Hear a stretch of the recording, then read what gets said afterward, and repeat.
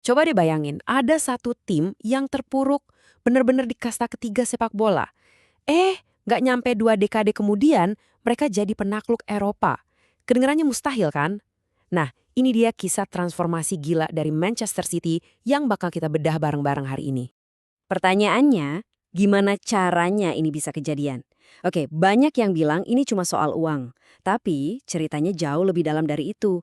Ini tuh kisah soal ambisi yang gak ada batasnya, strategi yang super cerdas, dan ya soal gimana sebuah klub bisa bangun ulang identitasnya dari nol sampai jadi penguasa dunia sepak bola. Oke, sebelum kita ngomongin soal kejayaan mereka sekarang, kita harus mundur dulu. Biar kita ngerti setinggi apa puncak yang mereka daki, kita perlu tahu sedalam apa jurang tempat mereka pernah jatuh.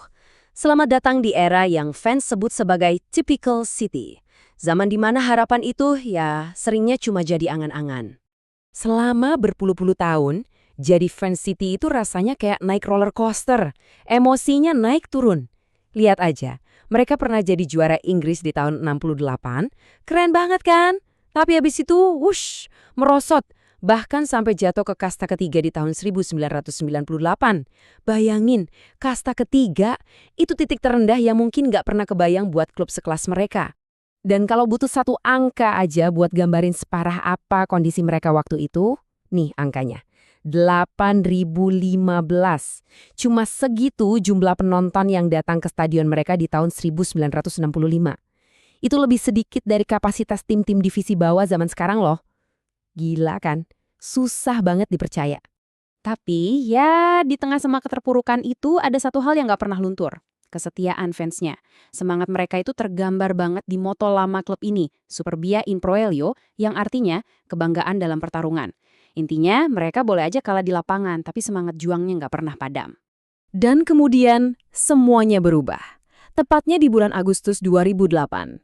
Ada satu kejadian yang bukan cuma mengubah nasib Manchester City, tapi juga mengubah peta kekuatan sepak bola dunia untuk selamanya. Saat itulah Abu Dhabi United Group datang dan membeli klub ini. Tapi ini bukan sekedar ganti pemilik biasa ya. Ini tuh ibaratnya mobil keluarga yang tadinya mogok-mogokan, tiba-tiba dipasangin mesin jet. Boom! Seketika itu juga, City punya kekuatan finansial yang benar-benar mengubah aturan main. Nah, ini dia buktinya. Lihat aja angka-angka ini. Nggak perlu dijelasin panjang lebar juga udah kelihatan. Selama lebih dari 100 tahun, City menang 9 trofi besar.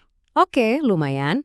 Tapi setelah 2008, cuma dalam waktu belasan tahun, mereka dapat lebih dari 2 kali lipatnya. Ini bukan lagi evolusi, ini namanya revolusi. Tapi kan kita tahu uang aja nggak cukup buat beli piala. Kamu butuh cetak biru, butuh seorang arsitek yang jenius. Dan City, wah mereka berhasil menemukan arsitek terbaik di dunia untuk membangun dinasti mereka.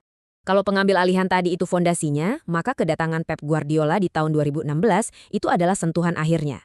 Dia ini sang arsitek jenius, kepingan puzzle terakhir yang mengubah City dari tim yang cuma hebat jadi tim yang nyaris mustahil dihentikan. Dan gak butuh waktu lama, cuma 2 musim setelah dia datang, timnya langsung bikin gebrakan yang gila.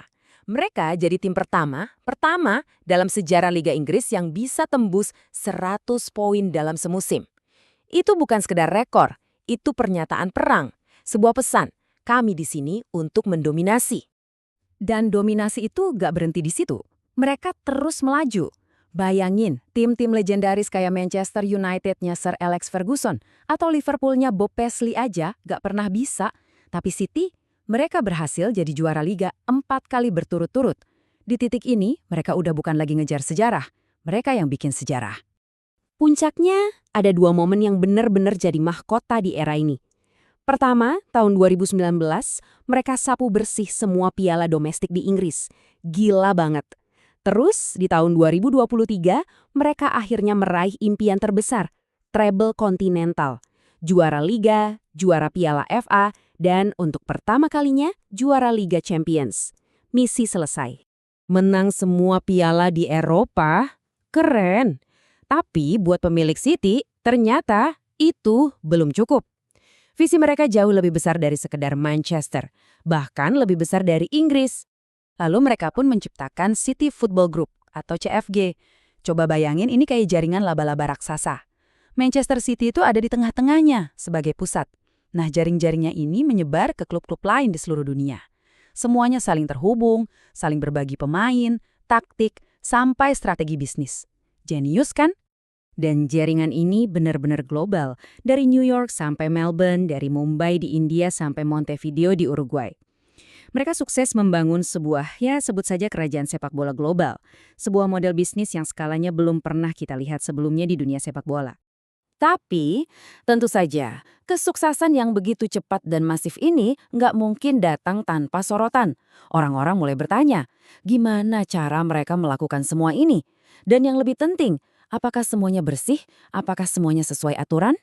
Nah, disinilah muncul masalah soal financial fair play atau FFP. Intinya, ini aturan biar klub nggak belanja jor-joran melebihi pemasukan mereka. City dituduh melanggar aturan ini. Mereka sempat kena sanksi dari UEFA, tapi berhasil banding dan sanksinya dibatalkan. Tapi ceritanya belum selesai. Sekarang, justru Premier League sendiri yang mendakwa mereka dengan lebih dari 100 pelanggaran. Jadi, masih ada awan gelap yang menggantung di atas semua kesuksesan mereka. Jadi begitulah kisah Manchester City, sebuah perjalanan epik dari dasar divisi 3 sampai jadi juara dunia. Ini adalah kisah transformasi total yang seolah-olah menulis ulang batasan soal apa yang mungkin di dunia sepak bola. Tapi kisah ini juga menyisakan satu pertanyaan besar buat kita renungkan. Mereka memang berhasil membangun sebuah dinasti yang luar biasa, tapi berapa harga yang harus dibayar untuk semua kejayaan itu?